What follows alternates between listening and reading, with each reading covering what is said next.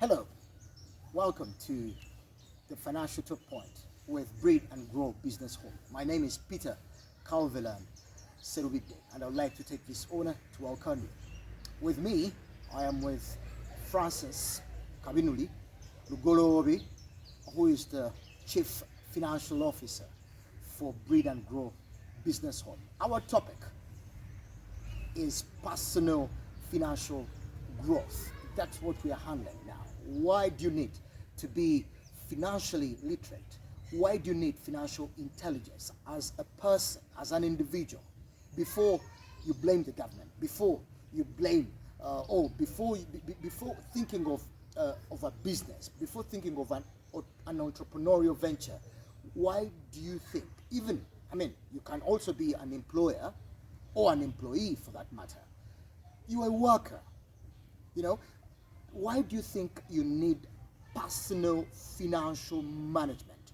Why do you think you need financial literacy or financial education, financial intelligence, personal financial management? That's the topic.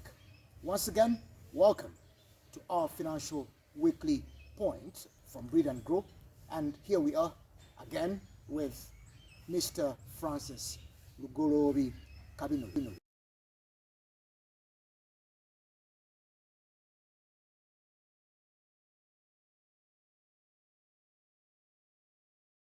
I'd like to pose the first question about personal financial management. And I'd like us to take it from the point of the terms personal, financial, and management. Let's take it from that point. Thank you so much, Mr. Seruvide, for that wonderful question. Personal deals with you as an individual, or whoever's listening to us or watching us, and those who are around them. When you're talking about yourself, you don't live on an island. You don't live alone. If you're married, you have a wife and kids. You have friends, you have relatives. So personal, we talk about things which are dealing with you as an individual and those people around you, relatives and friends. That's personal. Now, financial deals with anything to which value can be attached. Okay. It's not only finances or money, as many people think. Okay. Financial is anything of value, because money is a measure, transfer, and storage of value. So anything which can be measured, which can be transferred, and which can be translated into value is financial. And management is how we organize, how we identify, organize, use, and store the items of value. So personal financial management is the way we individuals identify, store, organize, and grow items of value. Okay.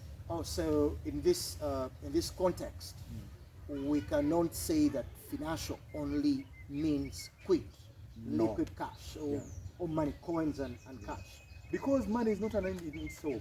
Money is a means to an end. Actually, if we had any other way of getting value, of storing value, and of measuring value, we wouldn't need money. Okay. So money is just a tool. So the actual financial gist or the bone in finance is the value behind the money. Okay. So when we say personal financial management, when you tell me I ought to be personally, I should take that responsibility of personal financial management. In brief, what do you mean? By taking the responsibility of personal financial management is that you, Peter Seruvide, as an individual, you must be cognizant of your interests, of your goals, of your needs, of where you want to be in 5, 10, 50 years from now.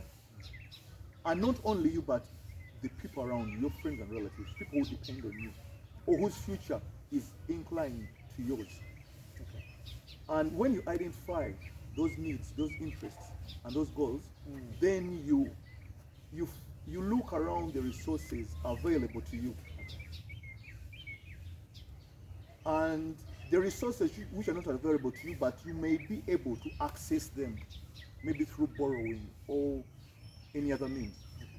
Then you, after identifying your interests vis-a-vis the resources, then you start planning. Actually, even before planning, you acquaint yourself with knowledge which can better be able to help you plan of how you can use the resources to meet your interests.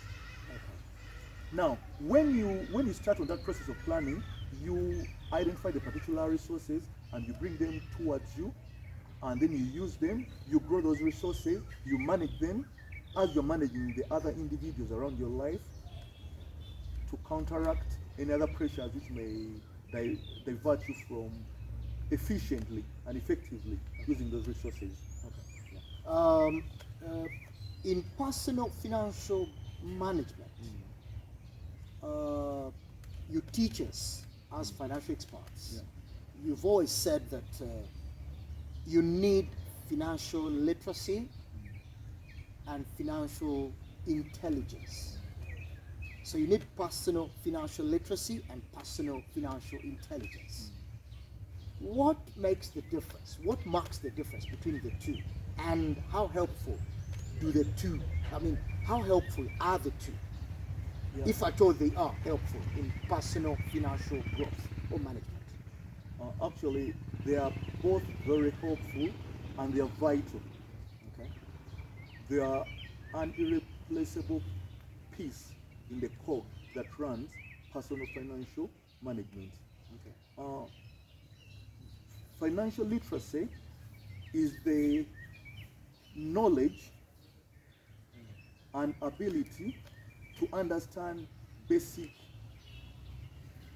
things, principles, and usages of value, of items of value, that is resources. Not only money, but other resources which can be translated into money.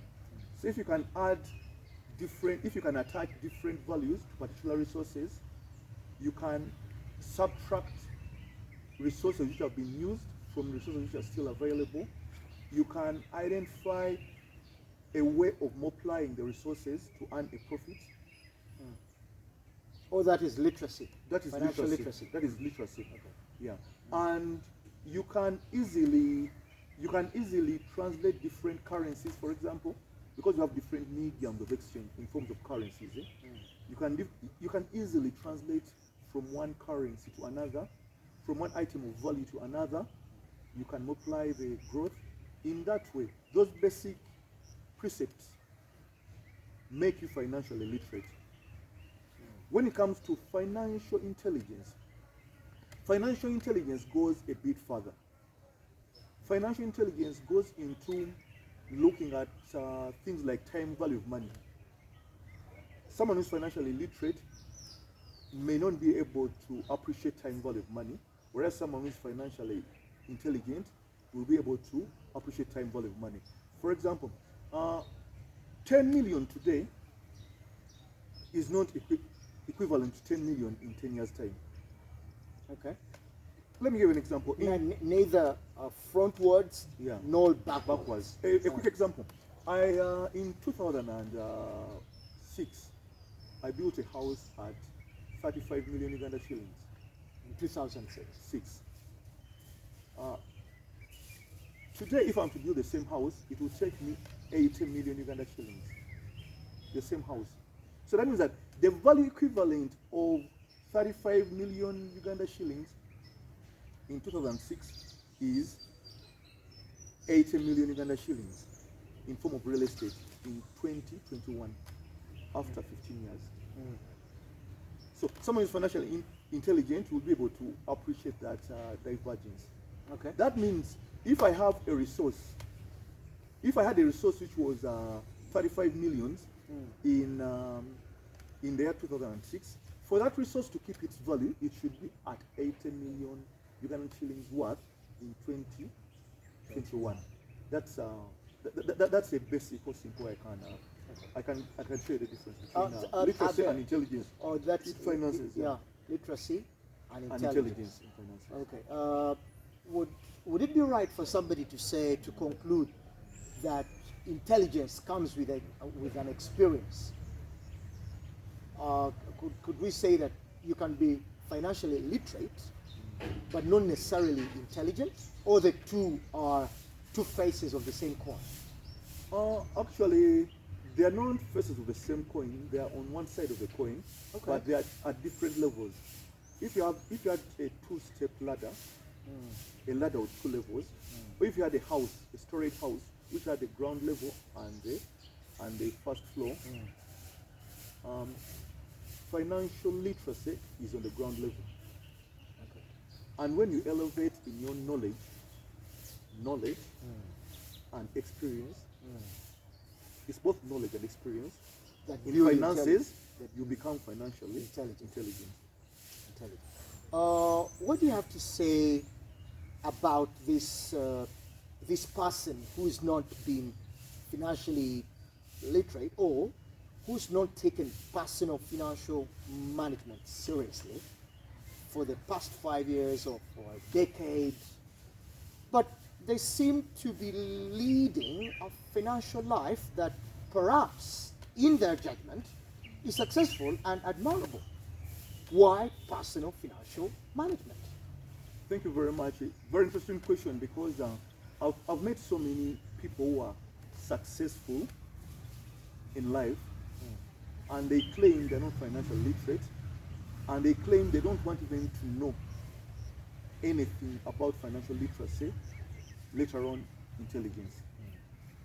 And on further examination, I find that these people are actually financially literate, but they just don't understand the meaning of financial literacy. Actually, some of them are even financially intelligent. They are at the level of intelligence, but they don't understand what it actually means. Only that they've acquired the intelligence and the literacy in ways which are not formal. Okay. For example, I met an individual early during the lockdown, and we're discussing his wealth. Well, very wealthy. He's a billionaire in Ugandan shillings. And he claimed that he doesn't need financial literacy, financial intelligence, financial planning, or management in his finances, because he's made it in life anyway. Then when I dug deeper into his history, I looked at this gentleman. The gentleman's backbone was his father's business, and his uncle who was dealing the same business. And this gentleman had learned a lot from his uncle and father. Actually, he had acquired financial literacy from his uncle and father. So the informal acquired financial literacy, to him, is not financial literacy. He had a lot of it, which was acquired. Then two, he had acquired a lot of financial intelligence through personal research and experience, and more through experience, because he was dealing with so many incidents in his business dealings and interactions with so many stakeholders. And this gentleman was learning from his mistakes, and even he was looking back at the mistakes done by his father and his uncle. And through those mistakes, he was developing principles based on the experience which we talked about earlier on. So this gentleman had developed a lot of financial experience, which is literacy, and a lot of financial intelligence based on his history with his father and uncle, and based on his experiences with the different stakeholders he dealt with. But still, I discovered another thing concerning such people. There are not so many of them. There are not so many of them. There are people who go into business. They haven't acquired the right financial tools, which are found in literacy and intelligence. And these financial tools are supposed to guide you, to shape your business at growth, to help you when you've reached the peak, to help the business stabilize. So what happens in this individual, some of them, by chance, there may be about 100 individuals, and they all attempt the same thing without financial literacy. And maybe 2 or 3 of them, by luck, by sheer luck, they follow the right principles by sheer luck, and they land on on the golden goose. Okay? When they land on the golden goose, they become successful initially.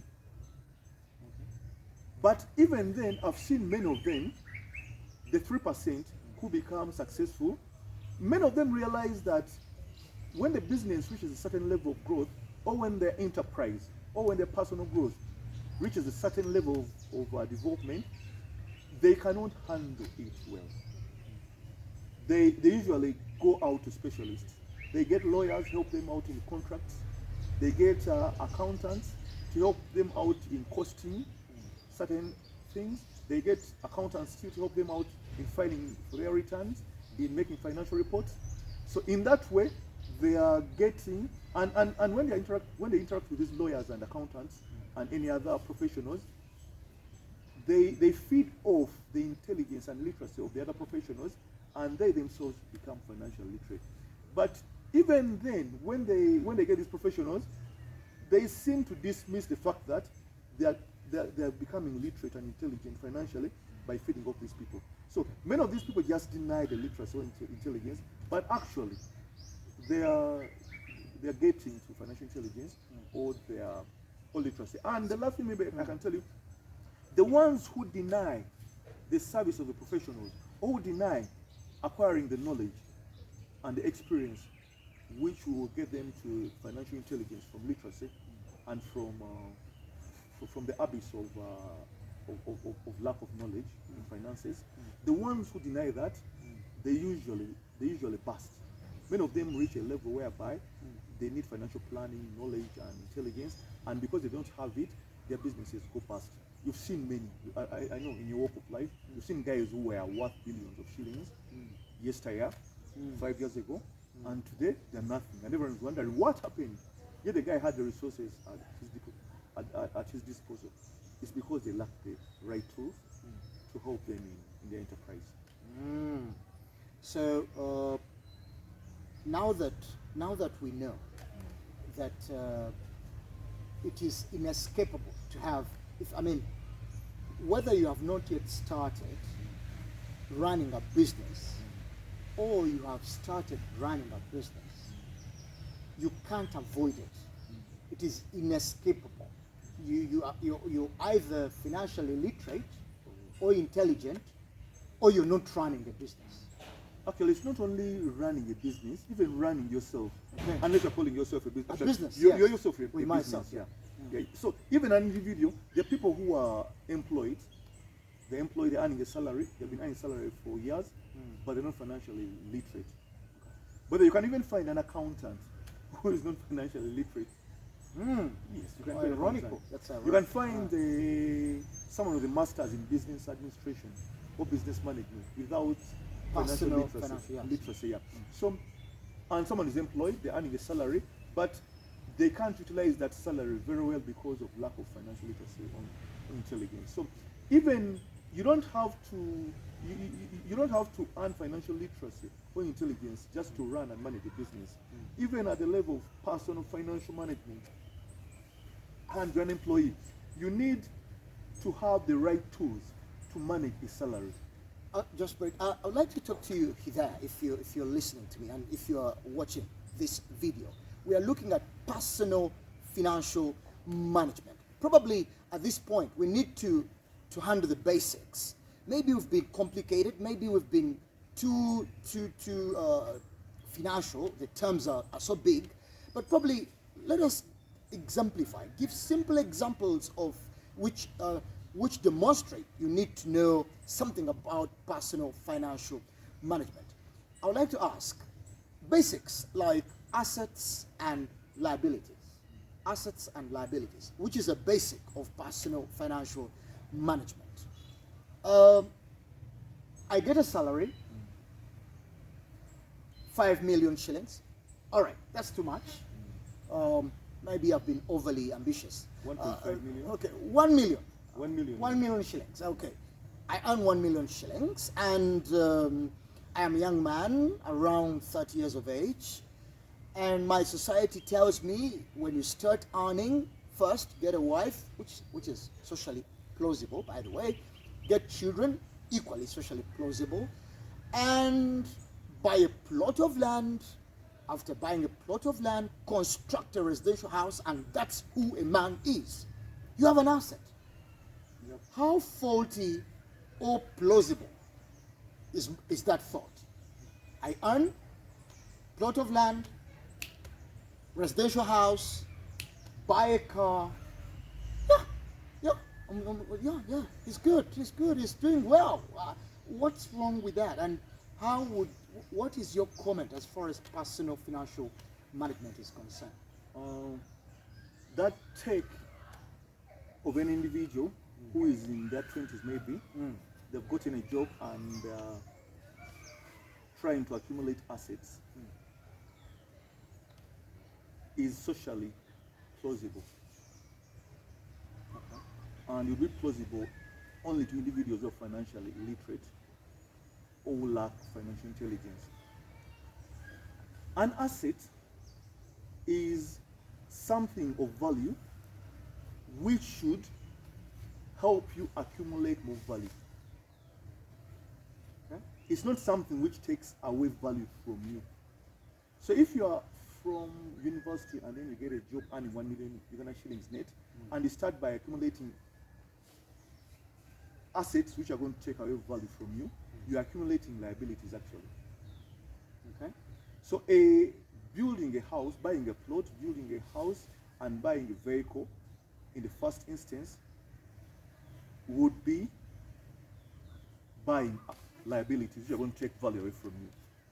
So the best course of action would be for you to generate assets, actual assets, which are going to help you accumulate enough wealth for you to be able to build that house, to buy that piece of land, and to buy that car at a later stage in your life.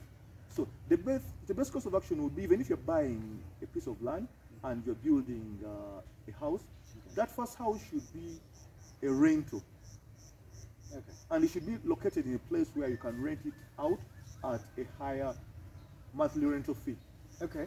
And even the car, if you have to buy a car, it will be plausible for you to buy a car which brings in an income every day. Okay. Yeah. And then later on, when these assets have accumulated enough profits and wealth, you use that wealth to invest in a house, in a home, and in a personal car. In other words, if we took green to mean all right, and red to mean not all right, if I earn 1 million shillings, I buy a plot of land. Green, red. Red. Red. Red. So what would be the green then? I thought plot of land green, and that's an asset. Isn't that adding value to me? Getting 1 million Ghana shillings when you have maybe an monthly expenditure of 500,000 Ghana shillings and you spare 500 Ghana shillings, the 500,000 Ghana shillings may not be enough to buy a plot of land in a viable place. Okay. So you may need so many years to accumulate enough savings for you to buy that plot of land.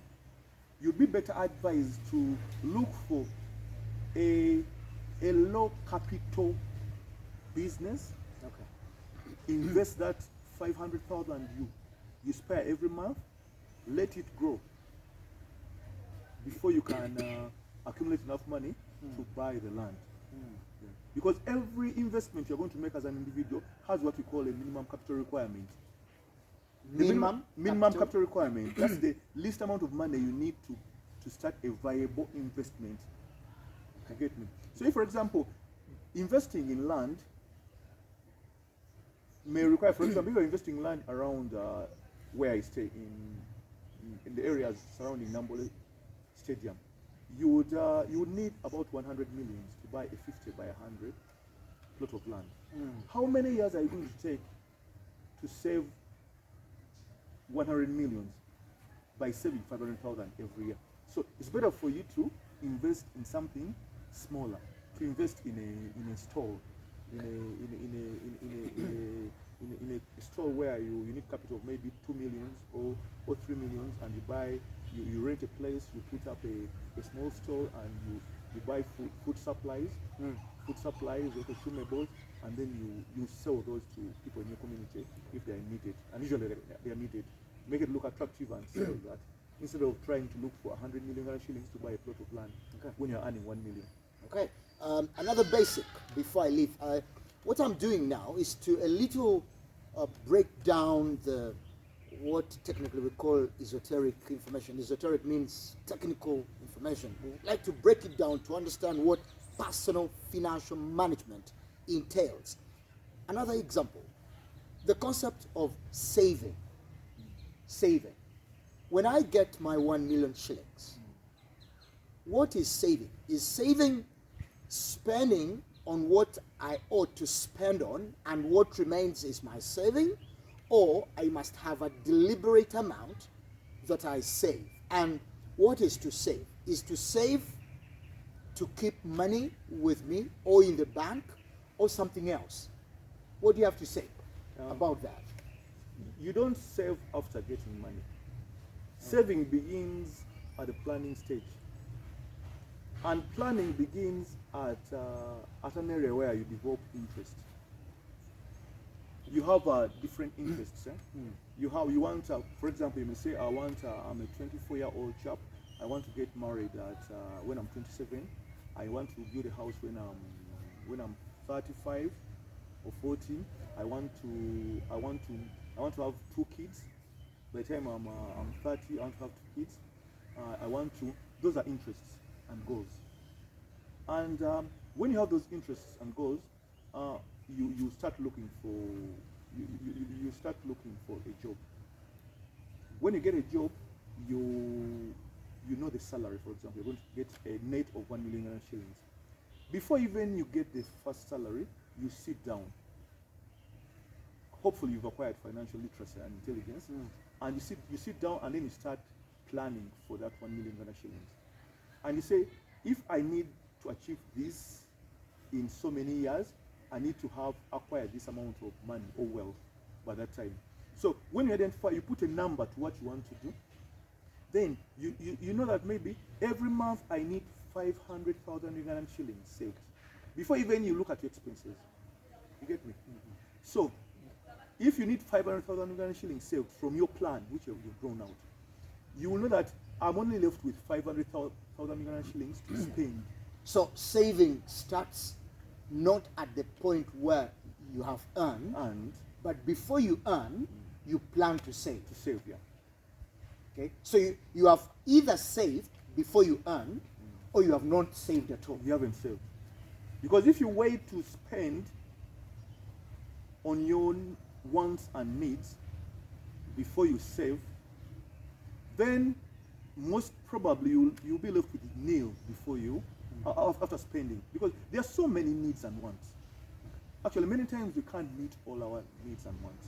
So what happens is that if you have not deliberately set a particular amount to save, which amount is going to determine, for example, as I said, if you're going to save 500,000 Ghana shillings, which is 50% of your income, that means that you're left with 500,000 Ghana shillings. That means that your expenditure, your monthly expenditure is going to fall under that.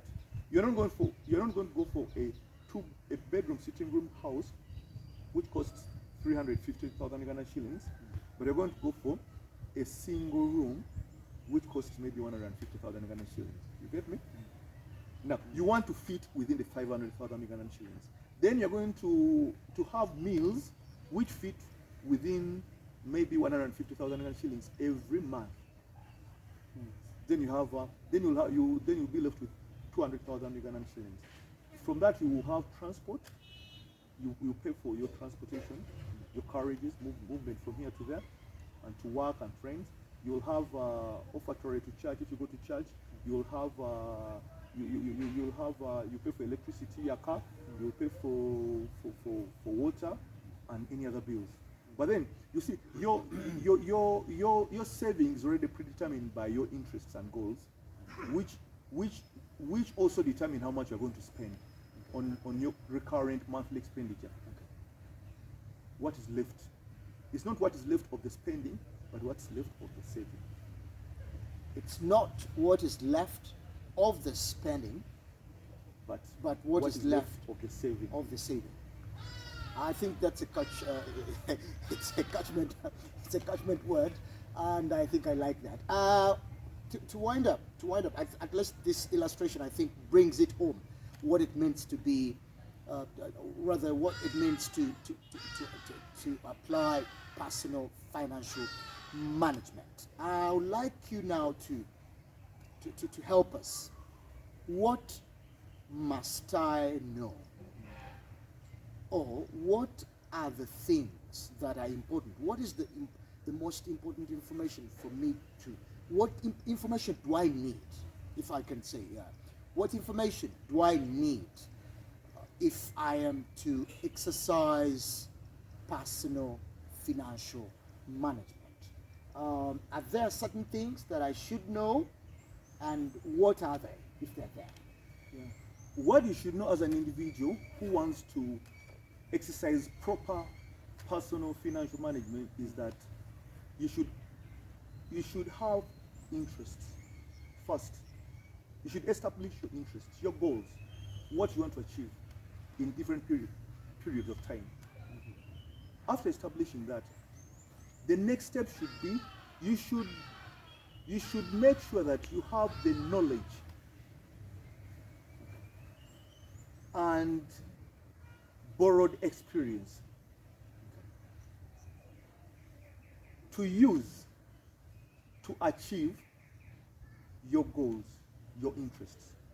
That knowledge is what we call financial literacy or financial intelligence. After achieving that knowledge, you should be able to identify the resources or the items of value, the people of value who are going to help you to achieve your interests. You should be able to know and to acknowledge that sometimes you may not have the people or the people you need and all the other resources you need to achieve your goals. So whenever you find yourself in that dilemma, you have to borrow or you have to pay for knowledge. You go to specialists, financial advisors, investment advisors. You go to them to acquire that knowledge. And in case you don't have the physical resources like the cash, the land, the inventory, the other resources you need to put money, the machinery and equipment, you go out and get a loan.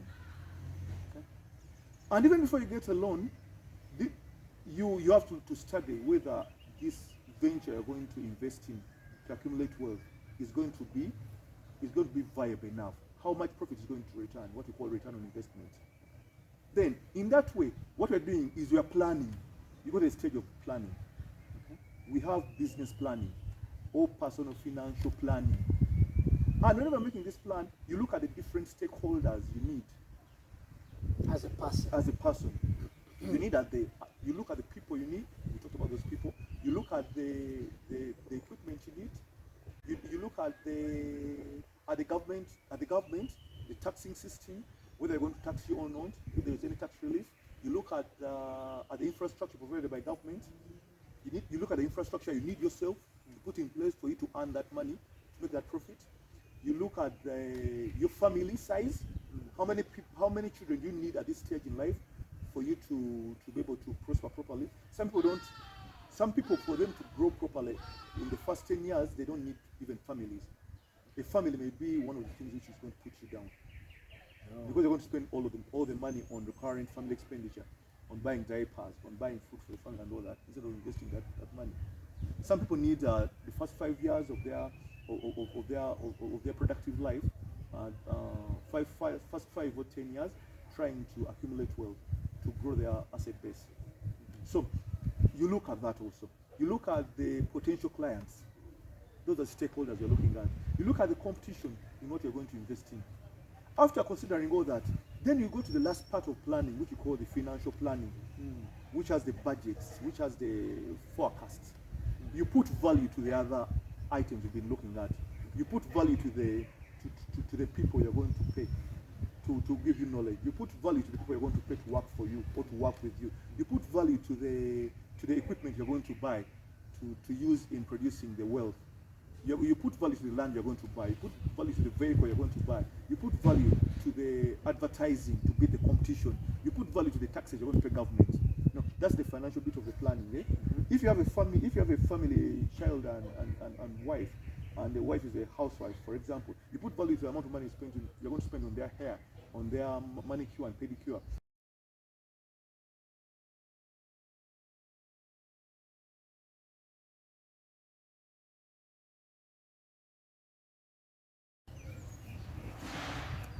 So we are still talking about what I must know as a person before I encounter personal financial management. Kindly, what were you saying? In summary, what I was saying is that you need to start with your interests, Okay. your goals, or the things you want to achieve in a particular period of time. Then two, you need to ascertain that you have enough knowledge, enough financial knowledge, which is financial literacy and financial intelligence to achieve those goals. Then you need to identify the resources which you need. Some resources may be owned by you, may be given to you, which you call equity, and others you may need to borrow, which is debt.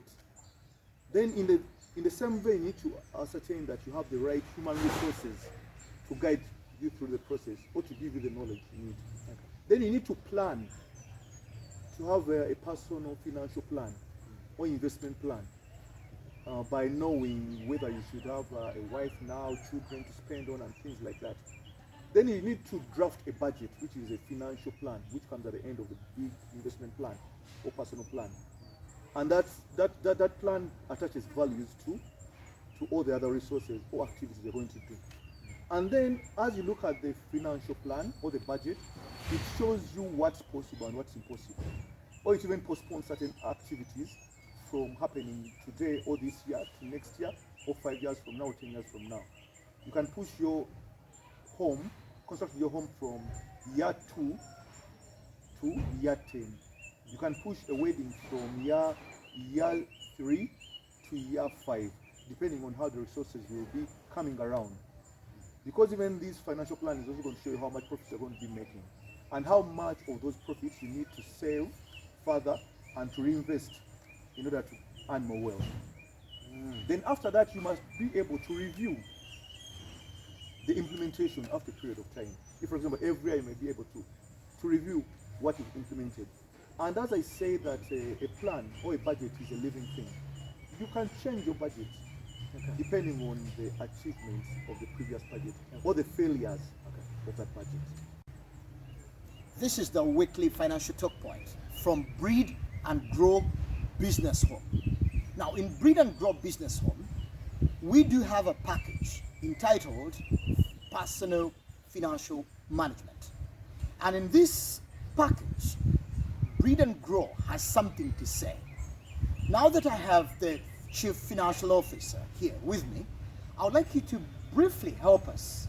If I came to Breed and Grow Business Home for this package, that is Personal Financial Management, what exactly do you do? How do you help me if that's my need? Briefly tell us. Help us explain and try to make us understand that. Under the package of personal financial management, first we identify the gaps. Okay. In me? In you. Okay.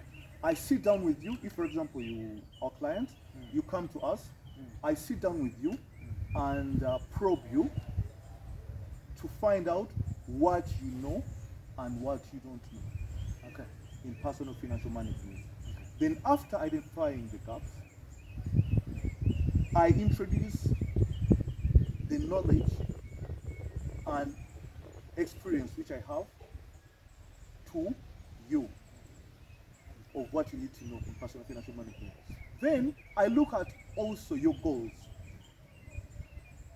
your interests, because your interests are going to determine the direction of the knowledge imparting which I take or which our team takes. So I also look at, apart from looking at your gaps, then I look at your interests. So different people will have different interests. There are some people who are employed and they want to stay employed. The jobs are doing them wonders. There are some people who want to have a hybrid of being employed and being self-employed at the same time. There are some people who don't want anything to do with employment, or even if they want to be employed a bit, but their future won't augur well with employment. So depending on the different streams of life you want to take, or you are better positioned to take, I guide you towards those streams of life. I identify the resources which are around you also by probing you. I identify the interests, the potential, your potential also. Because some people come to us when they have different potentials which they don't even know. But by interacting with them in personal financial management, I discover their potential resources which are valuable, which can earn them money, which can add to them. So after identifying those, then we can advise you to harness those potentials. And then we help you harness even the other resources which you have. Some people have so many resources around them. Some people have land, some people have buildings, some people even have people in their families or their friends whom they can use to generate money. So we identify those resources which were earlier unidentified by the individuals, and we develop them. Then we give you the financial tools which you are going to use to assemble, to grow, and to profit the resources. And then after it all, we help you to give you the ability, the knowledge and experience to be able to manage that wealth.